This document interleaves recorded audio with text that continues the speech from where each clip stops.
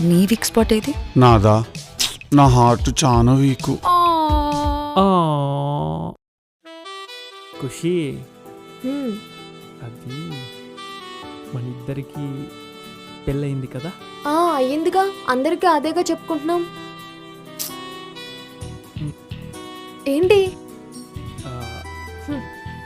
దాని తర్వాత పెళ్ళయిన తర్వాత అరుంధతి నక్షత్రం.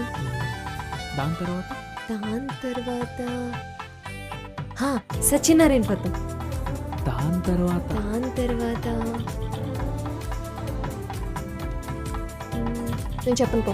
చెప్పు ప్లీజ్. నేను చెప్పను పో.